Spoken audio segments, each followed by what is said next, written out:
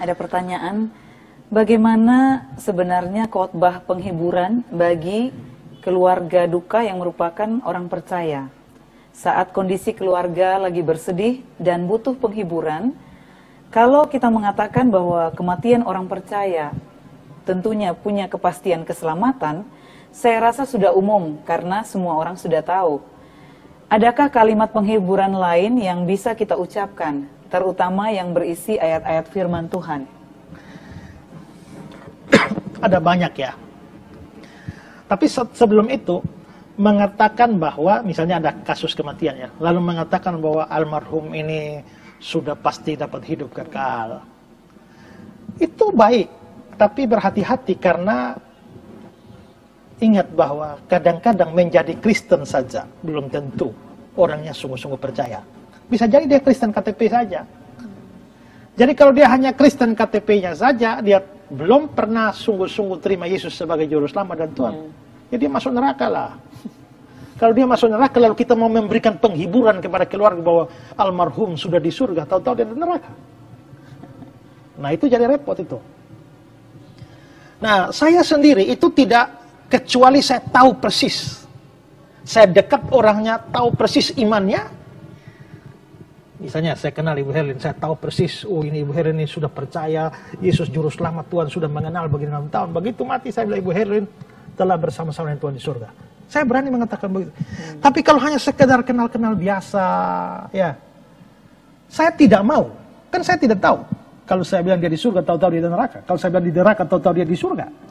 Ya. Atau ada juga pendeta ya, pernah ada anak yang kerjanya mabuk-mabukan saja, lalu naik motor, tabrakan, mati di tempat. Pada saat ibadah pemakaman, pendeta bilang, saya beritahu keluarga ini anak pasti di neraka. Itu keluarga shock ya, sedang sedih lagi, dipastikan masuk neraka.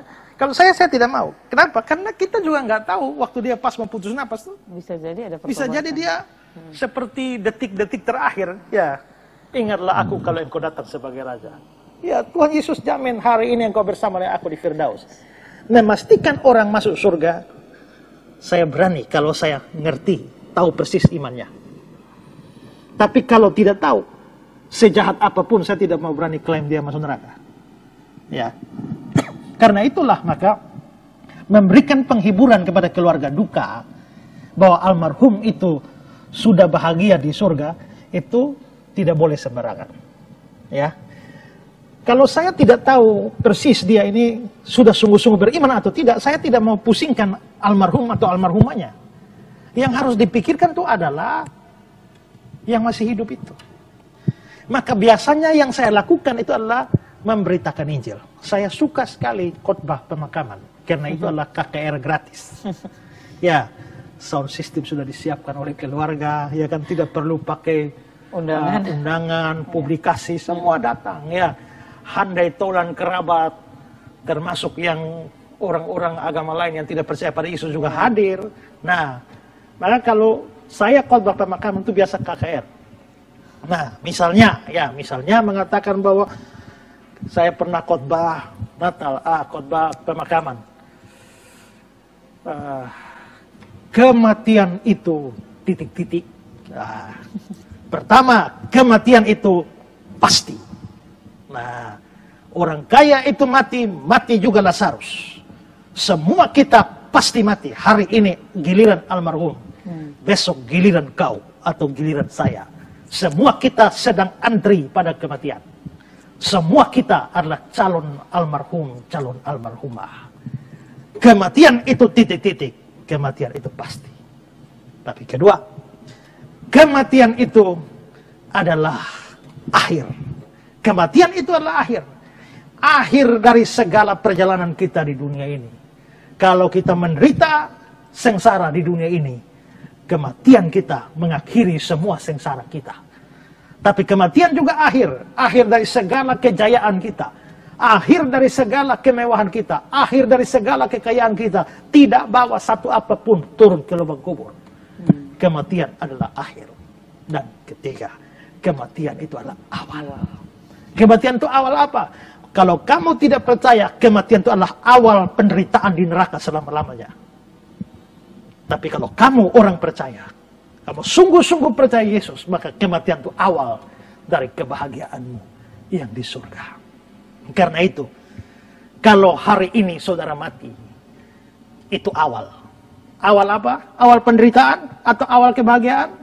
Kalau mau itu awal kebahagiaan, terima Yesus sekarang. Tapi kalau tidak mau terima Yesus, siap-siap masuk awal penderitaan selama-lamanya. Siapakah yang hari ini mau berkata, ya, saya mau terima Yesus? Oh, itu KKR itu. Ya, saya sering kali khotbah pemakaman KKR. Dan itu jauh lebih penting. Menurut saya begitu. Tapi kita bisa berikan juga penghiburan. Misalnya malam-malam penghiburan. Selain jaminan kehidupan kekal bagi almarhum yang sungguh-sungguh percaya, kita juga bisa berkata, Tuhan adalah gembala yang baik. Sekalipun berjalan dalam lembah kekelaman, lembah bayang-bayang maut. Hari ini, 3 hari ini, keluarga sama seperti masuk lembah bayang-bayang maut. Tapi ingat bahwa Sang Gembala itu tetap menyertai. Aku tidak takut karena engkau besertaku. Ya, kita juga bisa membuat penghiburan bahwa sekalipun kita berduka, tapi suka duka dipakainya untuk kebaikanku. Kita juga bisa berbicara, sedih itu wajar, sedih itu manusiawi. Tuhan Yesus pun sedih. Tapi janganlah bersedih seperti orang-orang tidak beriman. Kita juga bisa berkata bahwa almarhum meninggalkan kita. Kita semua juga akan saling meninggalkan. Suami meninggalkan istri karena kematian. Istri meninggalkan suami karena kematian. Orang tua tinggalkan anak karena kematian. Anak tinggalkan orang tua. Pacar tinggalkan pacarnya karena kematian. Semua kita akan saling meninggalkan. Tapi satu yang tidak pernah meninggalkan kita, Yesus Kristus, sahabat sejati kita. Wah, itu kan bagus, berikan penghiburan-penghiburan. Tentu baik, tapi bagi saya yang lebih utama adalah penginjilan atau pemberitaan Injil. Karena itulah maka kadang-kadang ada gereja-gereja yang tidak mau memakamkan jemaat yang tidak jelas. Karena terdaftar di gereja ini tapi tidak pernah muncul di gereja ini.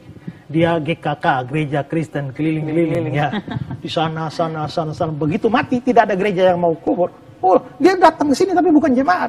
Di sana dia bilang, oh dia terdaftar di jemaat tapi tidak pernah datang. Nah, yang begitu-begitu saya siap terima. Ya, dengan senang hati siap terima memakamkan jemaat tidak jelas seperti itu. Kenapa? Mau? Karena itu adalah sarana pemberitaan Injil, sarana KKR gratis. Nah, itu kira-kira begitu.